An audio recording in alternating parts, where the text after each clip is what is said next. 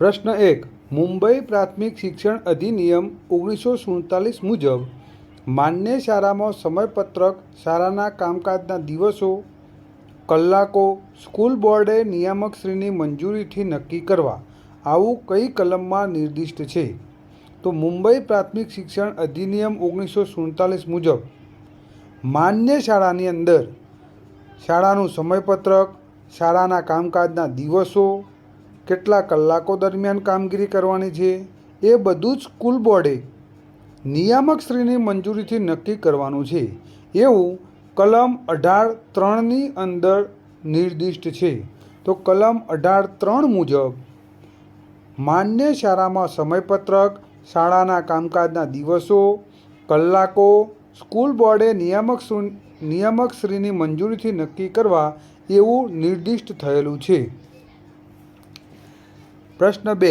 અધિકૃત નગરપાલિકાએ મદદનીશ વહીવટી અધિકારીઓ, સુપરવાઇઝર્સ, નિરીક્ષણ અધિકારીઓ, કારકુનો, શિક્ષકો, ઉતરતી કક્ષાના કર્મચારીઓ એટલે કે નોકરોનો સ્ટાફ રાજ્ય સરકારના અભિપ્રાય મુજબ નીમવા અંગેની મુંબઈ પ્રાથમિક શિક્ષણ અધિનિયમ 1947ની કઈ કલમ છે? તો અધિકૃત નગરપાલિકાએ મદદનીશ વહીવટી અધિકારીઓ, સુપરવાઇઝર્સ, નિરીક્ષણ અધિકારીઓ, કારકુનો, શિક્ષકો, ઉતરતી કક્ષાના કર્મચારીઓ એટલે કે નોકરોનો સ્ટાફ રાજ્ય સરકારના અભિપ્રાય મુજબ નીમવા અંગેની મુંબઈ પ્રાથમિક શિક્ષણ અધિનિયમ 1947ની કલમ 17(g) છે. કલમ 17(g). હવે મુંબઈ પ્રાથમિક શિક્ષણ અધિનિયમ 1947ની અંદર કુલ 11 પ્રકરણ અને 71 કલમો છે. એના પ્રકરણ 3ની અંદર કલમ 11 થી લઈને 18 સુધી, આ ઉપરાંત 18(k) સુધીની કલમો આપેલી છે. 11 થી 18 એટલે કે કુલ 8 કલમ આપેલી છે અને આ ઉપરાંત 18(k) આપેલી છે.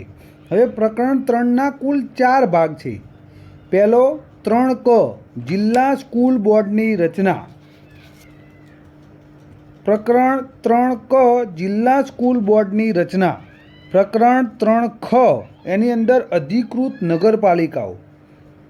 પ્રકરણ 3(g) મ્યુનિસિપલ સ્કૂલ બોર્ડની રચના. અને પ્રકરણ 3 મોટો ઘ, ઘરનો ઘ, એની અંદર વિલીન વિસ્તાર આપેલો છે. હવે પ્રકરણ 3નું નામ છે જિલ્લા સ્કૂલ બોર્ડ, અધિકૃત નગરપાલિકાઓ અને મ્યુનિસિપલ સ્કૂલ બોર્ડની સત્તા, ફરજો અને કાર્યો. તો જે પ્રકરણનું નામ છે એ મુજબ જ કલમો છે. તો જિલ્લા સ્કૂલ બોર્ડની રચના, સત્તા, ફરજો અને કાર્યો આપેલી છે. જિલ્લા સ્કૂલ બોર્ડની રચના નહીં, સત્તા, ફરજ અને કાર્ય. તો એની અંદર પ્રકરણ 3(k) ની અંદર 11 થી 15 સુધી કુલ 5 કલમો છે. એમાં કલમ 11 જિલ્લા સ્કૂલ બોર્ડનું સંસ્થાપન એટલે કે સ્થાપના કરવી. કલમ 11 જિલ્લા સ્કૂલ બોર્ડનું સંસ્થાપન. કલમ 12 જિલ્લા સ્કૂલ બોર્ડને મિલકત પ્રાપ્ત થવા બાબત અને તેણે સ્ટાફને લઈ લેવા બાબત. કલમ 12 જિલ્લા સ્કૂલ બોર્ડને મિલકત પ્રાપ્ત થવા બાબત અને તેણે સ્ટાફને લઈ લેવા બાબત. કલમ 13 જિલ્લા સ્કૂલ બોર્ડની સત્તા, ફરજો અને કાર્યો. કલમ 13 જિલ્લા સ્કૂલ બોર્ડની સત્તા, ફરજો અને કાર્યો. કલમ 14 સત્તા અને ફરજો છોડી દેવા બાબત. કલમ 14 સત્તા અને ફરજો છોડી દેવા બાબત. કલમ 15 તાલુકા સલાહકાર સમિતિની રચના. તાલુકા સલાહકાર સમિતિની રચના કલમ 15માં આપવામાં આવી છે. તો આ થયું પ્રકરણ 3(k) જિલ્લા સ્કૂલ બોર્ડની સત્તા, ફરજો અને કાર્યો. હવે પ્રકરણ 3(k) એની અંદર અધિકૃત નગરપાલિકાની સત્તા, ફરજો અને કાર્યો. તો એ જોઈએ. એની અંદર માત્ર 2 કલમો છે, કલમ 16 અને 17. કલમ 16 અધિકૃત નગરપાલિકાઓએ સ્થાનિક સત્તામંડળ હોય એવી નગરપાલિકાઓની સત્તા વગેરે વાપરવી અને તેમની મિલકત ધારણ કરવી. કલમ 17 અધિકૃત નગરપાલિકાઓની ફરજો અને કાર્યો. કલમ 17ની અંદર અધિકૃત નગરપાલિકાઓની ફરજ અને કાર્યો. કલમ 13ની અંદર જિલ્લા સ્કૂલ બોર્ડની સત્તા, ફરજો અને કાર્યો આપેલી છે. હવે કલમ 17 અને 13માં શું ફેર છે? તો કલમ 13માં સત્તા શબ્દ છે, જ્યારે કલમ 17માં સત્તા શબ્દ નથી, માત્ર ફરજો અને કાર્યો છે. હવે પ્રકરણ 3(g) મ્યુનિસિપલ સ્કૂલ બોર્ડની સત્તા, ફરજો અને કાર્યો. એની અંદર એક જ કલમ છે, કલમ 18. એમાં એ જ છે મ્યુનિસિપલ સ્કૂલ બોર્ડની સત્તા, ફરજો અને કાર્યો. અધિકૃત નગરપાલિકાની ફરજ અને કાર્ય 2 જ આપેલું છે પ્રકરણ 3ખ અંદર કલમ 17માં. હવે પ્રકરણ 3 વિલીન વિસ્તાર મોટો કલમ 18 એક જ આપેલી છે. વિલીન વિસ્તારમાં મિલકત પ્રાપ્ત થવા બાબત અને તેના સ્ટાફને લઈ લેવા બાબત. તો આપણે આ પ્રકરણ 3ની તમામ કલમો જોઈ લીધી. હવે પ્રશ્ન 3, મુંબઈ પ્રાથમિક શિક્ષણ અધિનિયમ મુજબ વહીવટી અધિકારી કઈ કલમ હેઠળ નિમાયેલો હોવો જોઈએ? તો મુંબઈ પ્રાથમિક શિક્ષણ અધિનિયમ 1947ના પ્રકરણ 5ની અંદર વહીવટી તંત્ર વિશે માહિતી આપેલી છે. આ વહીવટી તંત્ર પ્રકરણમાં કુલ 5 કલમો છે, કલમ 20થી લઈ અને 24 સુધી. એમાં કલમ 20માં જિલ્લા સ્કૂલ બોર્ડે અધિકૃત નગરપાલિકાઓએ પૂરતો સ્ટાફ નિભાવવો તથા પગાર વગેરે આપવા બાબતની વાત છે. તો કલમ 20, જિલ્લા સ્કૂલ બોર્ડે અધિકૃત નગરપાલિકાઓએ જિલ્લા સ્કૂલ બોર્ડ અને અધિકૃત નગરપાલિકાઓએ પૂરતો સ્ટાફ નિભાવવો તથા પગાર વગેરે આપવા બાબતની વાત છે. કલમ 21ની અંદર વહીવટી અધિકારીની વાત છે. કલમ 22ની અંદર વહીવટી અધિકારીને નિમવાની સત્તા અમુક અધિકૃત નગરપાલિકાઓને સોંપવા બાબત. તો કલમ 21ની અંદર જે વહીવટી અધિકારી છે જિલ્લા સ્કૂલ બોર્ડનો વહીવટી અધિકારી છે અને કલમ 22ની અંદર જે વહીવટી અધિકારી છે એ નગરપાલિકાનો વહીવટી અધિકારી છે. કલમ 21 અંતર્ગત DPEO અને કલમ 22 અંતર્ગત DEO. કલમ 21 અંદર જિલ્લા પ્રાથમિક શિક્ષણાધિકારી અને કલમ 22 અંતર્ગત જિલ્લા શિક્ષણાધિકારી. હવે કલમ 23, સ્ટાફ પસંદગી સમિતિ. કલમ 23ની અંદર સ્ટાફ પસંદગી સમિતિ. કલમ 24, સ્કૂલ બોર્ડના સ્ટાફ ઉપર વહીવટી અધિકારીઓની સત્તા આપેલી છે. કલમ 24ની અંદર સ્કૂલ બોર્ડના સ્ટાફ ઉપર વહીવટી અધિકારીઓની સત્તા આપેલી છે. આમ આ પ્રશ્નનો જવાબ જોઈએ તો મુંબઈ પ્રાથમિક શિક્ષણ અધિનિયમ 1947 મુજબ વહીવટી અધિકારી કઈ કલમ હેઠળ નિમાયેલો હોવો જોઈએ? તો વહીવટી અધિકારી કલમ 21 અને કલમ 22 અંતર્ગત નિમાવેલો હોવો જોઈએ. કલમ 21 અંતર્ગત જિલ્લા સ્કૂલ બોર્ડનો વહીવટી અધિકારી એટલે કે જિલ્લા પ્રાથમિક શિક્ષણાધિકારી અને કલમ 22 અંતર્ગત અધિકૃત નગરપાલિકાનો વહીવટી અધિકારી એટલે કે જિલ્લા શિક્ષણાધિકારી DEO. હવે પ્રશ્ન 4, સ્કૂલ બોર્ડની રચનામાં સરકાર દ્વારા કેટલા સભ્યોની નિમણૂક કરવામાં આવે છે? હવે પ્રકરણ 2ની અંદર જિલ્લા સ્કૂલ બોર્ડની રચના અને મ્યુનિસિપલ સ્કૂલ બોર્ડની રચના આપવામાં આવી છે. એના કલમ 3ની અંદર સ્કૂલ બોર્ડની વિશે માહિતી છે અને કલમ 4માં સ્કૂલ બોર્ડની રચના આપેલી છે. કલમ 3ની પેટા કલમ 1માં એવું કહેવામાં આવ્યું છે કે દરેક જિલ્લા માટે એક જિલ્લા સ્કૂલ બોર્ડ રહેશે. કલમ 3ની પેટા કલમ 1, દરેક જિલ્લા માટે એક જિલ્લા સ્કૂલ બોર્ડ રહેશે.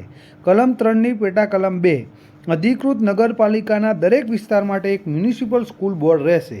હવે કલમ 4ની અંદર સ્કૂલ બોર્ડની રચના આપેલી છે અને દરેક સ્કૂલ બોર્ડની અંદર 12થી ઓછા નહીં અને 16થી વધારે નહીં એટલા સભ્યોનું બનશે અને એમાં રાજ્ય સરકાર 2થી ઓછા નહીં અને 3થી વધુ નહીં એટલા સભ્યોની નિમણૂક કરશે. તો આ પ્રશ્નનો જવાબ થશે કે સ્કૂલ બોર્ડની અંદર રાજ્ય સરકાર 2થી ઓછા નહીં 3થી વધુ નહીં એટલે કે 2થી 3 સભ્યોની નિમણૂક કરશે.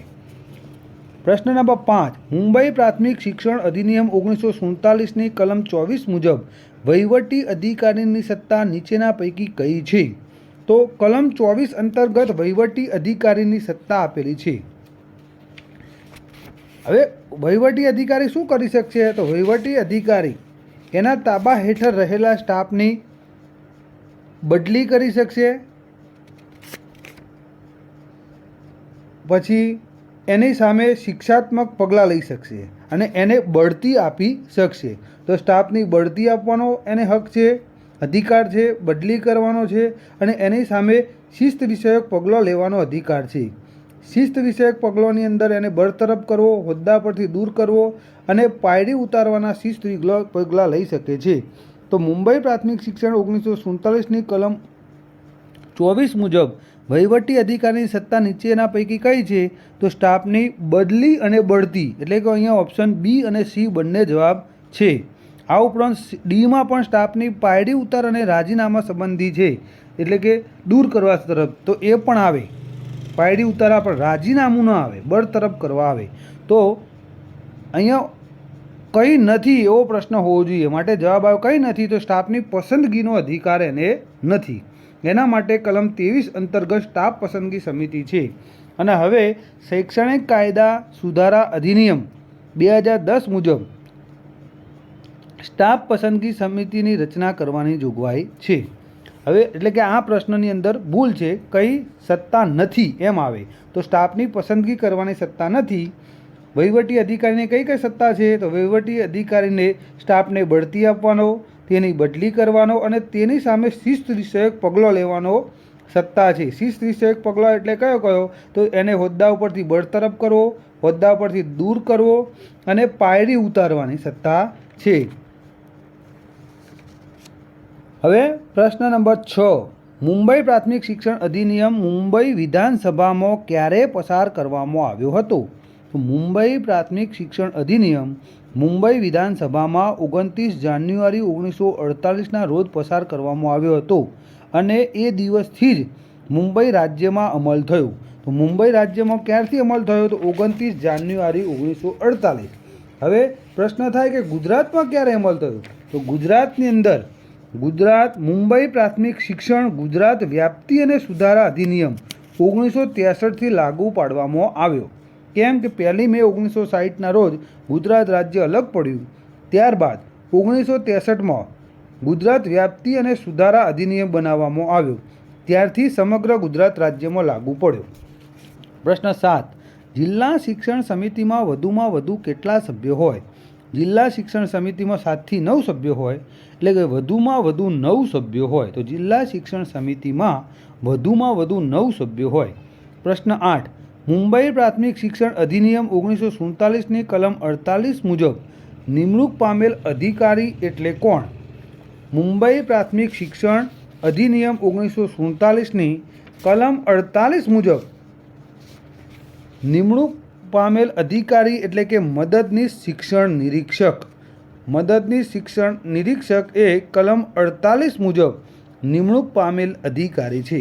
હવે પ્રકરણ 9ની અંદર આપણે જોઈએ તો નિયંત્રણ વિશેની જોગવાઈ કરવામાં આવી છે. પ્રકરણ 9 કે જેનું નામ છે નિયંત્રણ. પ્રકરણ 9 જેનું નામ છે નિયંત્રણ, જેની અંદર કલમ 48થી લઈ અને કલમ 57 સુધીની કલમો આપવામાં આવી છે. કલમ 48ની અંદર તપાસની સ્ટાફ વિશેની વાત છે. કલમ 49 તપાસની અધિકારીઓએ સ્કૂલ બોર્ડની બેઠકમાં હાજર રહેવા બાબત દેખરેખ રાખવાની સત્તા આપવામાં આવી છે. કલમ 50 પત્રક મંગાવવાની અથવા ખુલાસો માંગવો વગેરે સત્તા આપવામાં આવી છે. કોને? તો વહીવટી અધિકારી, જિલ્લા સ્કૂલ બોર્ડને.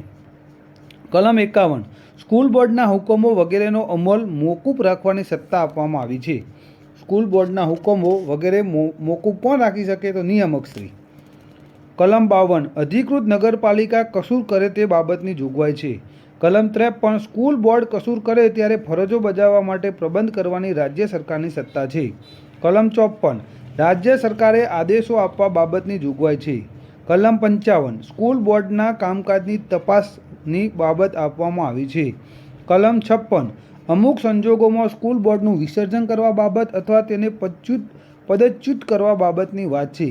કલમ 57 જિલ્લાની હદમાં ફેરફાર કરવામાં આવે એટલે જિલ્લા સ્કૂલ બોર્ડનું વિસર્જન કરવા તથા તેની પુનઃરચના કરવા બાબતની વાત આપેલી છે. તો કલમ 48 અંતર્ગત નિમણૂક પામેલ અધિકારી એટલે કે મદદનીશ શિક્ષણ નિરીક્ષક. પ્રકરણ 9 નિયંત્રણમાં કલમ 48 આપેલી છે. હવે પ્રશ્ન નંબર 9 શિક્ષણની કોર્ટ ટ્રિબ્યુનલનું વડું મથક ક્યાં આવેલું છે? તો ટ્રિબ્યુનલ શિક્ષણની કોર્ટનું વડું મથક અમદાવાદ ખાતે આવેલું છે. હવે કલમ 40 એની કલમ 40 ચકલીનો ચ એમાં આપવામાં આવ્યું છે કે ટ્રિબ્યુનલ તકરારનો નિર્ણય કરશે અને ટ્રિબ્યુનલની રચના 40(6) આપી છે. 40(6) છત્રીનો 6 કે ટ્રિબ્યુનલની રચના કોણ કરશે? તો રાજ્ય સરકાર ટ્રિબ્યુનલની રચના કરશે. હવે પ્રકરણ 7 છે માન્ય શાળાઓ. આ ઉપરાંત એના બે પેટા પ્રકાર છે, 7ક અને 7ખ. પ્રકરણ 7 માન્ય શાળાઓ, પ્રકરણ 7ક ખાનગી પ્રાથમિક શાળાઓને માન્યતા આપવા બાબત અને 7ખ માન્ય ખાનગી પ્રાથમિક શાળાઓના શિક્ષકોને શિક્ષા કરવા માટેની કાર્યરીતિ આપેલી છે. હવે આપણે આખા પ્રકરણની કલમો જોઈ લઈએ. તો પ્રકરણ 7ની અંદર માન્ય શાળાઓમાં કુલ 3 કલમો છે, કલમ 38, 39 અને 40. કલમ 38ની અંદર માન્ય શાળાઓના વિષય અને અભ્યાસક્રમ વગેરે આપેલું છે. કલમ 38 માન્ય શાળાઓના વિષય અભ્યાસક્રમ વગેરે. કલમ 39 આ કલમ રદ કરેલી છે, કલમ 39 રદ કરેલી છે. કલમ 40 માન્ય શાળાઓની તપાસણી પત્રકો. માન્ય શાળાઓની તપાસણી પત્રકો કઈ કલમમાં છે? તો કલમ 40. હવે પ્રકરણ 7ક જેનું નામ છે ખાનગી પ્રાથમિક શાળાઓને માન્યતા આપવા બાબત. ખાનગી પ્રાથમિક શાળાઓને માન્યતા આપવા બાબતનું કયું પ્રકરણ છે? તો પ્રકરણ 7ક. એમાં કેટલી કલમ છે? તો એક જ કલમ છે, કલમ 40ક. એમાં લખ્યું છે કે ખાનગી પ્રાથમિક શાળાઓએ માન્યતા સિવાય પ્રાથમિક શિક્ષણ આપવા સામે પ્રતિબંધ. 40ક ખાનગી પ્રાથમિક શાળાઓએ માન્યતા સિવાય પ્રાથમિક શિક્ષણ આપવા સામે પ્રતિબંધ. એક જ કલમ છે 7કમાં 40ક. હવે 7ખ પ્રકરણ 7ખ માન્ય ખાનગી પ્રાથમિક શાળાઓના શિક્ષકોને શિક્ષા કરવા માટેની કાર્યરીતિ આપેલી છે. 7ખ માન્ય પ્રાથમિક શાળાઓના શિક્ષકોને શિક્ષા કરવા માટેની કાર્યરીતિ. એમાં કલમ 40ખ શિક્ષકોને બરતરફ કરવા, દૂર કરવા અથવા પાયરી ઉતારવા બાબત. તો શિક્ષકોને બરતરફ કરવા, દૂર કરવા અથવા પાયરી ઉતારવા બાબત કલમ 40ખ. 40ગ ગણપતિ દાદાનો ગ. 40ગ શિક્ષકના રાજીનામા બાબત. તો રાજીનામું શિક્ષકનું શામાં આપ્યું છે? તો 40ગ. 40ઘ ગળનો ગ અમુક કરારો વગેરે રદબાતલ ગણાશે.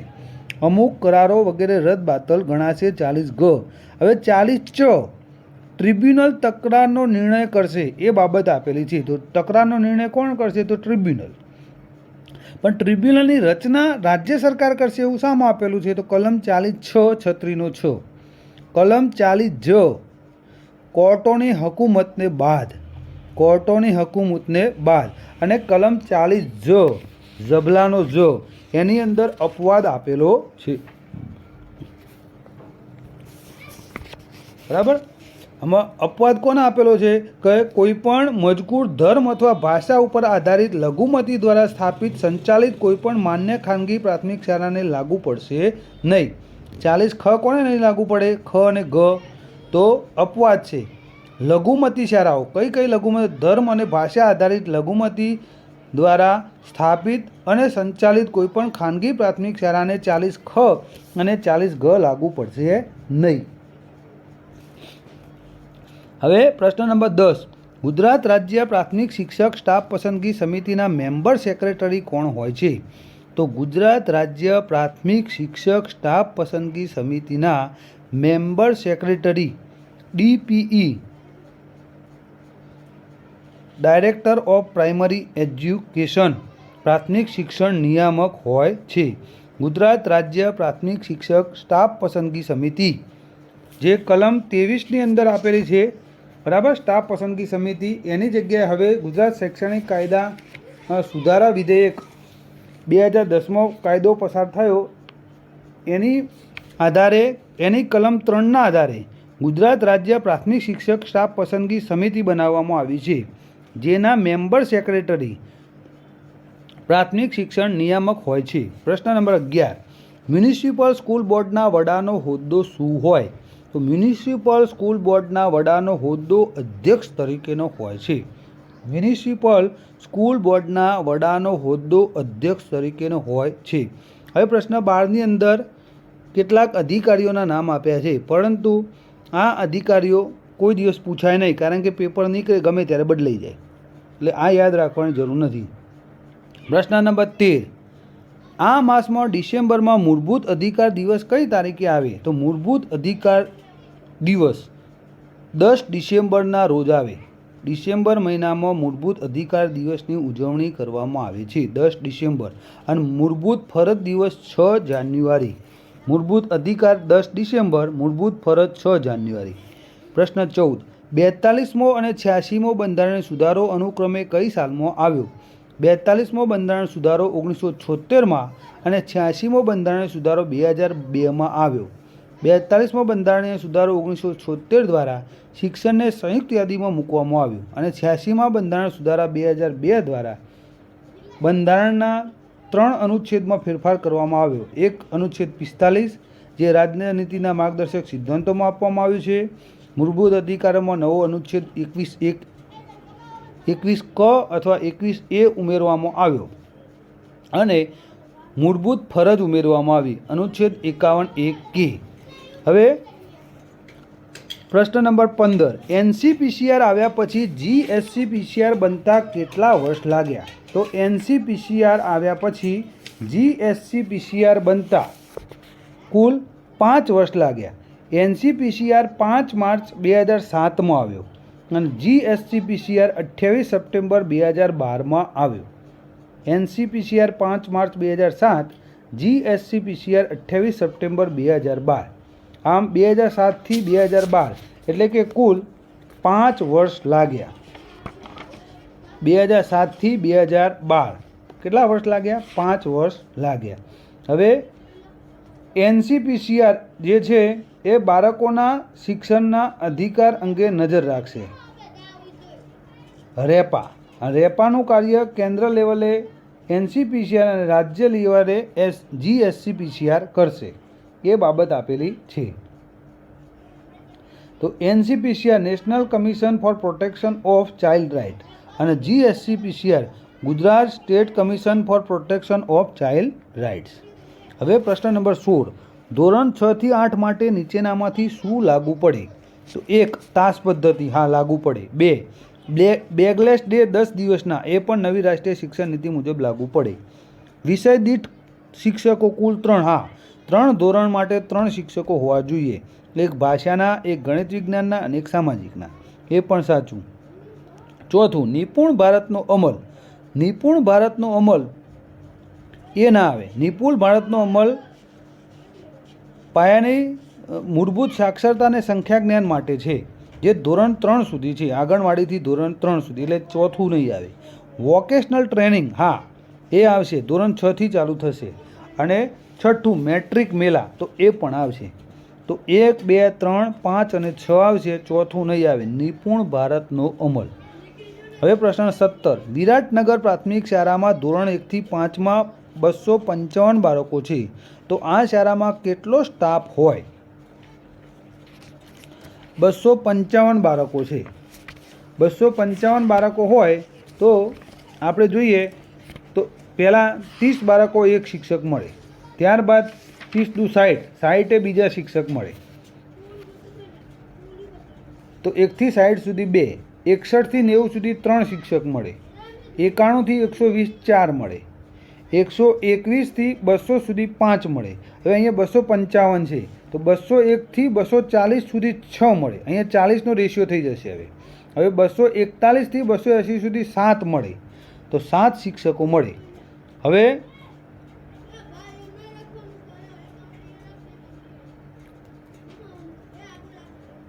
150 ઉપર જાય એટલે એક મુખ્ય શિક્ષક મળે અને અહીંયા 255 બાળકો છે તો 255 બાળકો હોય તો 7 શિક્ષકો મળે પ્લસ એક મુખ્ય શિક્ષક મળે. તો અહીંયા 7 શિક્ષકો અને મુખ્ય શિક્ષક ઓપ્શનમાં નથી, તો મુખ્ય શિક્ષક સાથે સહશિક્ષકો, 6 શિક્ષકો મુખ્ય શિક્ષક સિવાય, તો એ પણ ઓપ્શનમાં ભૂલ છે. તો અહીંયા આવશે 1 થી 5માં 255 બાળકો હોય તો 7 શિક્ષકો મળે પ્લસ એક મુખ્ય શિક્ષક મળે. 150 ઉપર એક મુખ્ય શિક્ષક આવે. તો અહીંયા 255 બાળકો હોય ત્યારે શું થશે? 255 બાળકો હોય ત્યારે 7 શિક્ષક અને પ્લસ એક મુખ્ય શિક્ષક, તો અહીંયા આપણે સુધાર લેવાનું થશે. હવે પ્રશ્ન નંબર 18. 1 થી 5 ધોરણ માટે વાર્ષિક શિક્ષણ કાર્યના કેટલા કલાકો નિયત થયેલ છે RT એક્ટ 2009 મુજબ? તો RT એક્ટ 2009 મુજબ 1 થી 5 માટે 800 કલાક નક્કી થયેલા છે અને 6 થી 8 માટે 1000 કલાક નક્કી થયા છે. 6 થી 8 માટે 1000 કલાક. હવે 1 થી 5 માટે એક અઠવાડિયાના 40 કલાક, 6 થી 8 માટે એક અઠવાડિયાના 45 કલાક. એક વર્ષના દિવસો કેટલા? તો 1 થી 5 માટે 200 દિવસ, 6 થી 8 માટે 220 દિવસ. અને એક વર્ષના કલાક કેટલા? તો 1 થી 5 માટે 800 કલાક અને 6 થી 8 માટે 1000 કલાક. તો આ રીતે જોગવાઈ આરટી એક્ટ 2009માં કરેલી છે. પ્રશ્ન 19 એ જ છે, 6 થી 8 ધોરણ માટે આરટી એક્ટ 2009 મુજબ કામકાજના કેટલા દિવસો નક્કી થયા છે? તો 220 દિવસ. અને 1 થી 5 માટે 200 દિવસ. પ્રશ્ન 20, બાળકને શાળામાં પ્રવેશની ના પાડવી નહીં અને એલસી આપવાની ના પાડવી નહીં. આ અંગે આરટી એક્ટ 2009ની અનુક્રમે કઈ કઈ કલમો લાગુ પડે છે? તો બાળકને શાળામાં પ્રવેશ ન પાડવી, ગમે ત્યારે પ્રવેશ લેવા આપે ત્યારે એને પ્રવેશ આપવો પડે, તો કલમ 15. અને બાળક કોઈપણ સમયે એલસી લઈને જવા માગે, શાળા બદલવા માગે, તો એને બદલવાનો હક અધિકાર આપવામાં આવ્યો છે એ કલમ 5 મુજબ. તો કલમ 5 અંતર્ગત એ શાળા બદલી શકે છે અને કલમ 15 અંતર્ગત ગમે ત્યારે શાળામાં પ્રવેશ લઈ શકે છે. પ્રશ્ન 21, નગરપાલિકા કોર્પોરેશન વિસ્તારમાં પ્રાથમિક શાળાને માન્યતા કોણ આપે છે? નગરપાલિકા કોર્પોરેશનના વિસ્તારમાં ખાનગી પ્રાથમિક શાળાને માન્યતા ડીઈઓ જિલ્લા શિક્ષણાધિકારી આપે છે. જિલ્લા શિક્ષણાધિકારી નગરપાલિકા કોર્પોરેશન વિસ્તારમાં ખાનગી પ્રાથમિક શાળાને મંજૂરી આપે છે, માન્યતા આપે છે. પ્રશ્ન 22, ધોરણ 6 થી 8માં કેટલી સંખ્યા ઉપર બીજો આચાર્ય આપવાની જોગવાઈ આરટી એક્ટ 2009માં કરવામાં આવી છે? તો આરટી એક્ટ 2009 મુજબ ધોરણ 6 થી 8માં કુલ 100 વિદ્યાર્થી હોય ત્યારે 100 વિદ્યાર્થીઓ ઉપર એક વિદ્યાર્થી જાય તો 100થી વધુ સંખ્યાએ અલગ આચાર્ય મળે અને 1 થી 5માં 150થી વધુ સંખ્યાએ એક આચાર્ય મળે. તો 6 થી 8માં 100 અને 1 થી 5માં 150. હવે નવા નિયમ પ્રમાણે 1 થી 8ની કુલ સંખ્યા પણ 150થી વધુ હોય તો એક મુખ્ય શિક્ષક મળે એટ. બરાબર. 1 થી 5માં પણ 150 હોય તો પણ એક મળે. કોણ મળે? મુખ્ય શિક્ષક. પ્રશ્ન નંબર 23, નીચેનામાંથી શું સાચું છે આરટી એક્ટ 2009 મુજબ? ધોરણ 1 થી 5માં ટીપીઆર એટલે કે ટીચર પ્યુપિલ રેશિયો 1 ટીચર અને 30 વિદ્યાર્થી, તો સાચું છે. બીજું, ધોરણ 1 થી 5માં 150થી વધુ સંખ્યા હોય તો અલગ મુખ્ય શિક્ષક આચાર્ય આપવાની જોગવાઈ કલમ 28ની અંદર છે. ના, કલમ 28માં નથી, અહીંયા ભૂલ કરી છે. કલમ 28માં તો શિક્ષકોને ખાનગી ટ્યુશન કરવા ઉપર પ્રતિબંધિતની વાત કરવામાં આવી છે. આ અનુસૂચિની અંદર વાત કરવામાં આવી છે, અહીંયા પ્રિન્ટિંગ ભૂલ થયેલી છે. બરાબર.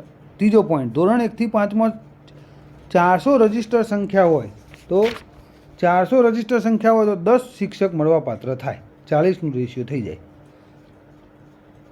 ચોથું, 525ની ધોરણ 6 થી 8ની શાળાને 6 ભાષા શિક્ષક મળે, તો હા એ સાચું છે.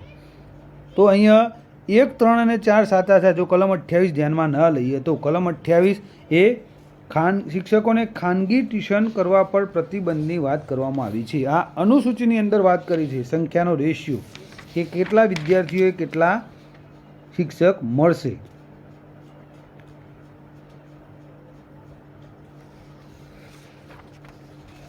તો અહીંયા આપેલા બધા વિધાનો સાચા થશે. બરાબર.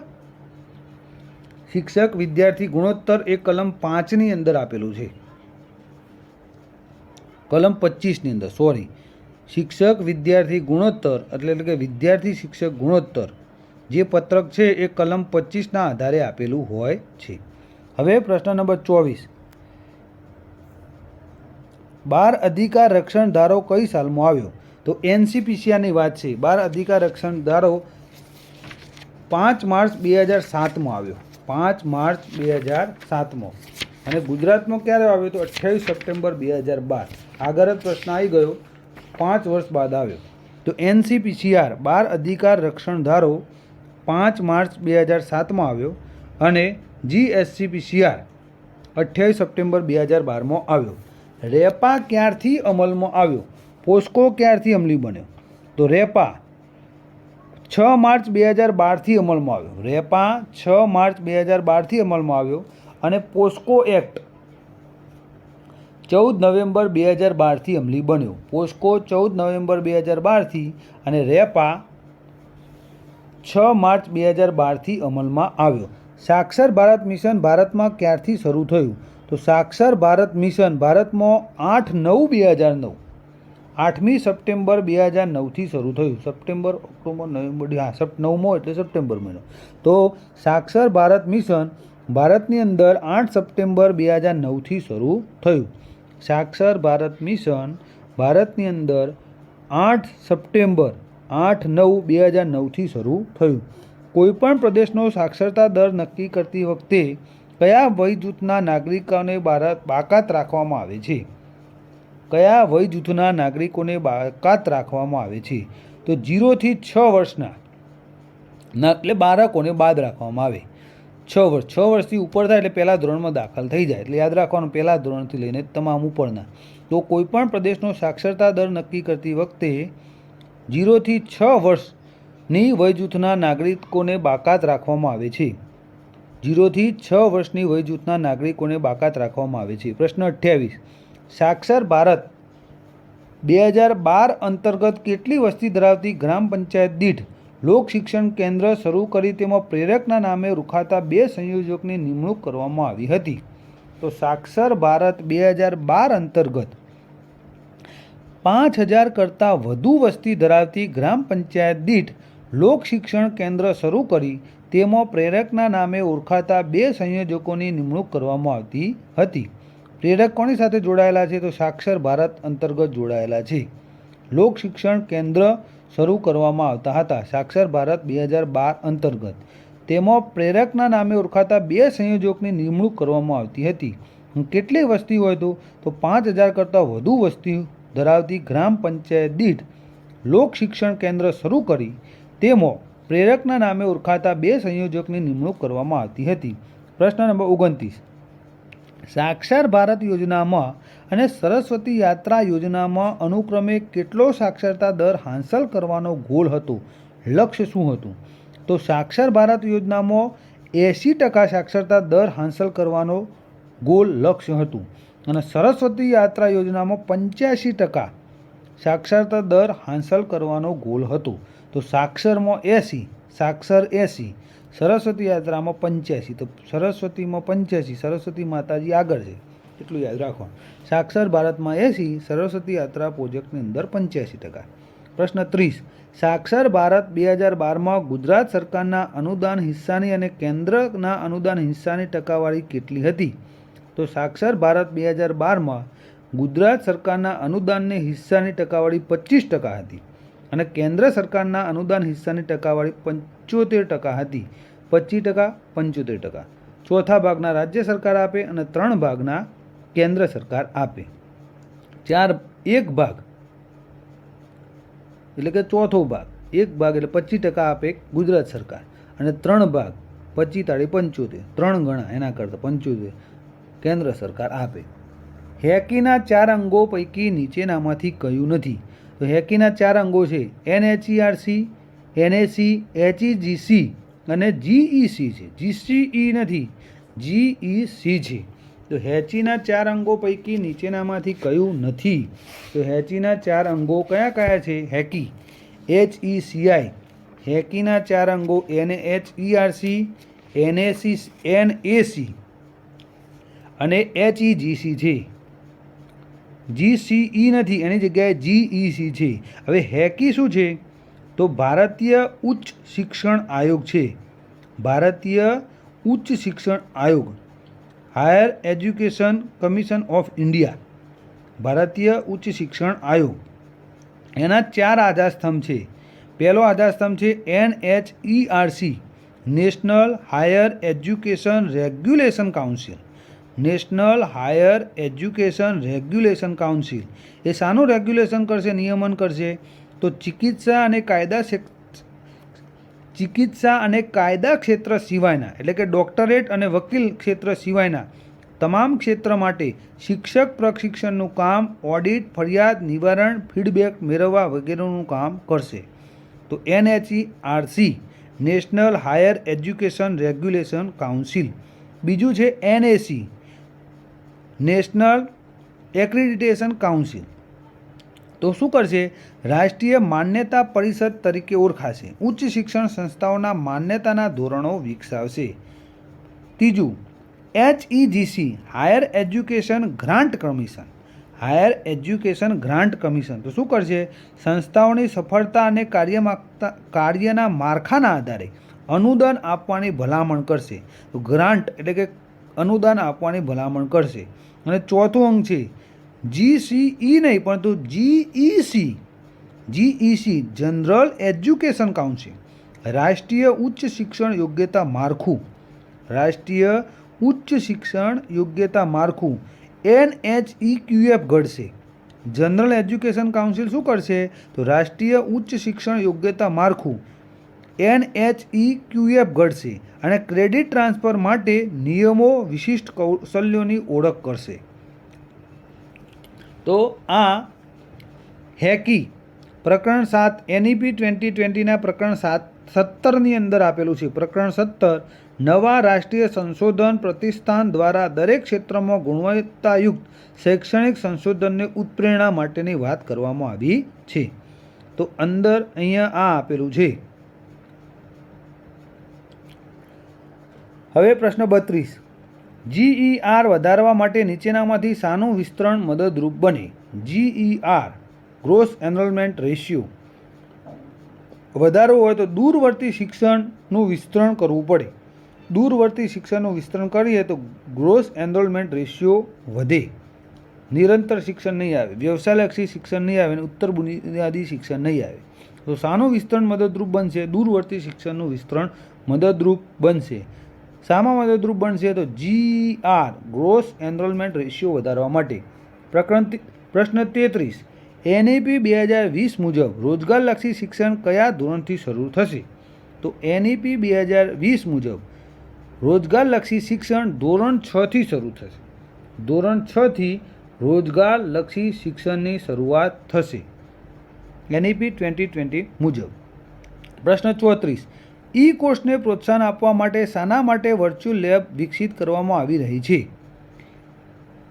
કોર્સને પ્રોત્સાહન આપવા માટે NEFT માટે વર્ચ્યુઅલ લેબ વિકસિત કરવામાં આવી રહી છે. NEFT કોર્સને પ્રોત્સાહન આપવા માટે NEFT માટે વર્ચ્યુઅલ લેબ વિકસિત કરવામાં આવી રહી છે. પ્રશ્ન 35, શિક્ષણ નીતિ 2020માં શાળાકીય શિક્ષણમાં અભ્યાસક્રમનું વિષય વસ્તુ ઘટાડવા જણાવેલ છે. તેનું હેતુ શું છે? તો શાળાકીય અભ્યાસક્રમની અંદર જે શિક્ષણનો અભ્યાસક્રમની અંદર વિષય વસ્તુ ઘટાડવાનું છે એ શા માટે ઘટાડવાનું છે? તો અધ્યયતાની વિચારશક્તિ ખીલે, તેને ચર્ચા, પ્રશ્નોત્તરી, વિશ્લેષણ આધારિત સર્વાંગીક શિક્ષણ માટે અવકાશ મળે તે માટે. તો અધ્યયતાની વિચારશક્તિ ખીલે, તેને ચર્ચા, પ્રશ્નોત્તરી, વિશ્લેષણ આધારિત સર્વાંગી શિક્ષણ માટે અવકાશ મળે એટલે કે સમય મળે એટલા માટે અભ્યાસક્રમનો વિષય વસ્તુ ઘટાડવાની વાત નવી રાષ્ટ્રીય શિક્ષણ નીતિની અંતર કરવામાં આવી છે. પ્રશ્ન 36, શિક્ષકની ગુણવત્તા અંગેની રાષ્ટ્રીય કક્ષાના વ્યવસાયિક ધોરણો ઘડી કાઢવાનું કાર્ય NCTEને સોંપેલ છે. NCTEને સોંપાયેલ છે. આ ક્યાં સુધીમાં સંપન્ન કરવાનું લક્ષ્ય શિક્ષણ નીતિ 2020માં રાખવામાં આવેલ? તો એક જ વર્ષમાં કરવાનું હતું, 2021 સુધીમાં. શિક્ષકની ગુણવત્તા અંગેના રાષ્ટ્રીય કક્ષાનો વ્યવસાયિક ધોરણો ઘડી કાઢવાનું કાર્ય NCTEને સોંપાયેલ છે. આ કાર્ય 2021 સુધીમાં સંપન્ન કરવાનું લક્ષ્ય શિક્ષણ નીતિ 2020માં રાખવામાં આવેલ. પ્રશ્ન 37, તમામ ઉચ્ચ શિક્ષણ આપતી સંસ્થાઓ વિવિધ પ્રવાહો મલ્ટી ડિસિપ્લિનરીમાં શિક્ષણ આપે તેવી આશા 2020ની શિક્ષણ નીતિમાં રાખવામાં આવેલ છે. કયા વર્ષ સુધીમાં આ બાબત સિદ્ધ થાય તેવું અપેક્ષિત છે? તો તમામ ઉચ્ચ શિક્ષણ આપતી સંસ્થાઓ વિવિધ પ્રવાહો મલ્ટી ડિસિપ્લિનરીમાં શિક્ષણ આપે તેવી આશા 2020ની શિક્ષણ નીતિમાં રાખવામાં આવેલ છે, જે 2035 સુધીમાં સિદ્ધ થાય તેવું અપેક્ષિત કરવામાં આવ્યું છે. તો મલ્ટી ડિસિપ્લિનરી તમામ ઉચ્ચ શિક્ષણ આપતી સંસ્થાઓ વિવિધ પ્રવાહોમાં શિક્ષણ આપે તેવી આશા 2020ની શિક્ષણ નીતિમાં રાખવામાં આવેલ છે, જે 2035 સુધી સિદ્ધ કરવાની વાત છે. પ્રશ્ન 38. નીચેના પૈકી શું દેશભરમાં સેમ્પલ સર્વે કરી સમગ્ર શિક્ષણ તંત્રની ગુણવત્તાનો તાગ કાઢશે તેવું શિક્ષણ નીતિ 2020માં અભિપ્રેત છે? તો પરખ, PARAKH, પરખ. દેશભરમાં સેમ્પલ સર્વે કરી સમગ્ર શિક્ષણ તંત્રની ગુણવત્તાનો તાગ કાઢશે તેવું શિક્ષણ નીતિ 2020માં અભિપ્રેરિત છે. તો દેશમાં સેમ્પલ સર્વે કોણ કરશે? તો પરખ કરશે. અને શું કરશે? સમગ્ર શિક્ષણ તંત્રની ગુણવત્તાનો તાગ કાઢશે એવું શિક્ષણ નીતિ 2020માં અભિપ્રેરિત છે.